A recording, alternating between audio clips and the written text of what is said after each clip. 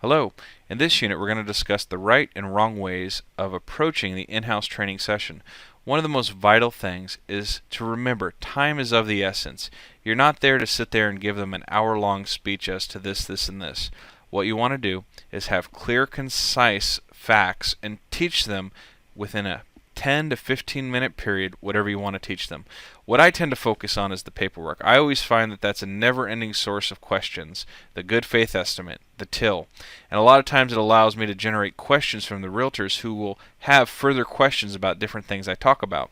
So far, the two greatest lessons for me have been the good faith estimate lesson and also the lesson on how loan officers can rip people off, how to avoid sharky loan officers, and how they can advise their clients what to watch out for.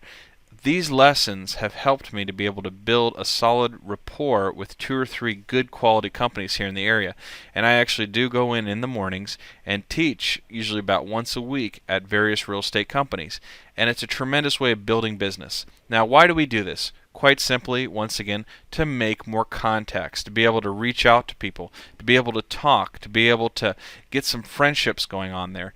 And one of the things that I found is that if I have people drop in their business card for a real quick raffle for a Starbucks card or something like that, what I find is that when I talk to the realtors the next day and I call them and say, I appreciate you coming to my training, you had some great questions, and I was just wondering, how long have you been in the business?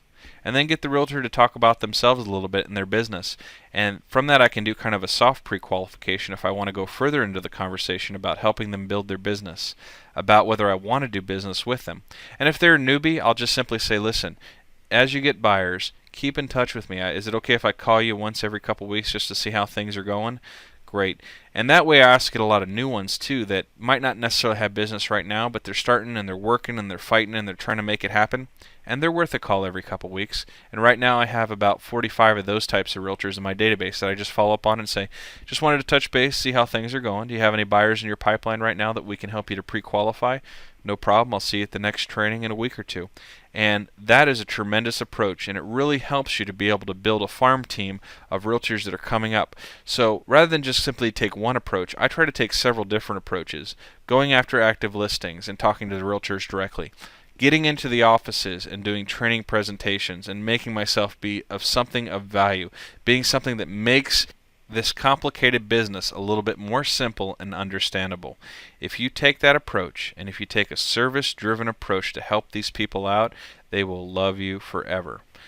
Now typically you'll want to have a PowerPoint, and usually you don't want to have more than 4 or 5 slides, because otherwise you'll do what we call death by PowerPoint. So just have 2, 3, or 4 slides, and have some printed literature for them to be able to go over. If you do all of these things, what you'll find is that your presentation will naturally flow, you'll get a couple good questions, and the whole thing should take about 25 minutes.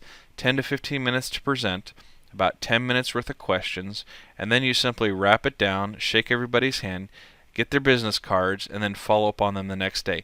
That is the proper and time-efficient way of doing an in-house office presentation. If you're sitting there for 2 or 3 hours talking about obscure legal stuff or talking about and explaining how the LIBOR works, you're not doing your job.